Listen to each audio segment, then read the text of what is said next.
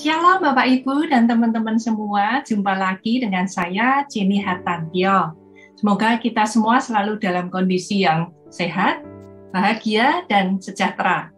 Hari ini saya akan berbagi renungan dari Injil Lukas bab 9 ayat 19 sampai dengan 22 dengan tema Siapakah Yesus bagimu? Teman-teman sekalian, tentunya banyak dari kita ya yang sudah pernah merasakan jatuh cinta. Biasanya, kalau kita sedang mencintai seseorang itu, maka apapun kita lakukan untuk mengenal gebetan kita itu ya. Kita pokoknya pengen tahu segala hal tentang si dia. Rumahnya di mana, hobinya apa, makanan kesukaannya apa, dan bahkan mungkin ukuran baju dan ukuran sepatunya juga kita mau tahu ya.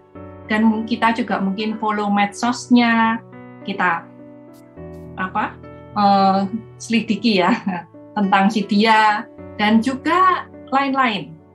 Selain itu, kita akan selalu memikirkan si dia, makan ingat dia, tidur mimpiin dia, dan bahkan mungkin bisa senyum-senyum sendiri ngebayangin si dia.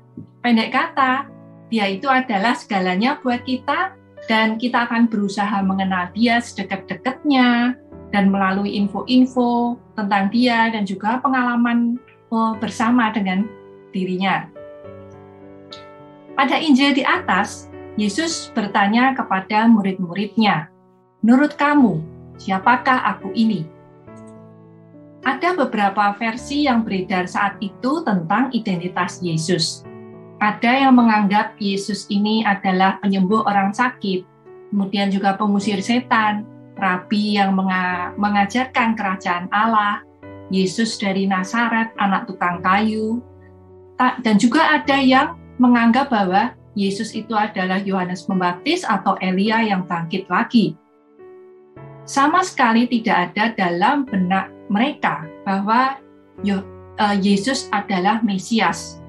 Karena gambaran Mesias yang diharapkan oleh bangsa Yahudi adalah Raja Duniawi yang agung dan perkasa, yang akan menjadi pembebas mereka dari penjajahan Roma. Sedangkan Yesus tidak seperti gambaran itu. Petrus yang menjawab bahwa Yesus adalah Mesias dari Allah, dan Yesus tidak menyanggah hal itu.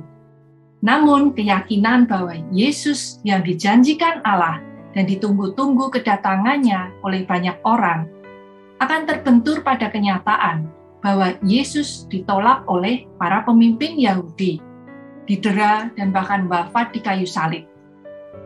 Anak manusia harus menanggung banyak penderitaan dan ditolak oleh tua-tua, imam-imam kepala, dan ahli-ahli Taurat, lalu dibunuh dan dibangkitkan pada hari ketiga. Itulah Mesias yang benar, bukan Mesias yang sebagai pemimpin politik dan mengembalikan kejayaan bangsanya di dunia ini. Pengakuan Petrus dan murid-murid tidak perlu disebarluaskan. Hal ini untuk menjaga supaya tidak terjadi salah paham dari orang-orang Yahudi tentang kemesiasan Yesus. Pendapat Petrus adalah pendapat yang diimani gereja resmi sampai saat ini. Namun pendapat orang banyak bisa bermacam-macam.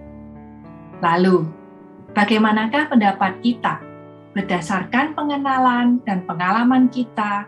Siapakah Yesus bagi kita? Bagi saya pribadi, sejak tahun 2018, saya baru menyadari bahwa Yesus Kristus itu adalah satu-satunya sahabat sejati saya. Dia mengasihi saya apa adanya, selalu ada untuk saya di segala waktu, selalu menyelamatkan saya di saat-saat kritis, tidak pernah mengkhianati saya dan menjadi andalan hidup saya. Yesus juga menjadi tujuan hidup saya. Seperti dikatakan Yesus dalam Yohanes bab 14 ayat 6. Akulah jalan dan kebenaran dan hidup. Tidak ada seorang pun yang datang kepada Bapa kalau tidak melalui aku.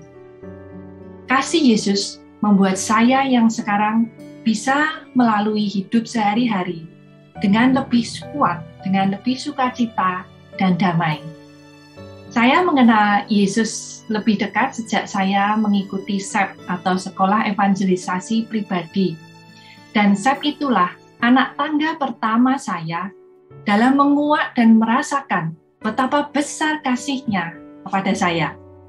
Setelah itu, terbukalah jalan menuju anak-anak tangga berikutnya, termasuk mulai rutin baca kitab suci, rutin mengikuti perayaan Ekaristi, mengikuti pengajaran-pengajaran di seminar-seminar ataupun di YouTube, kemudian juga membaca buku tentang Yesus dan juga tentang kekatolikan, mengikuti komunitas Katolik, dan juga konsul pribadi dengan Romo, dan juga mengikuti komunitas Word of God ini.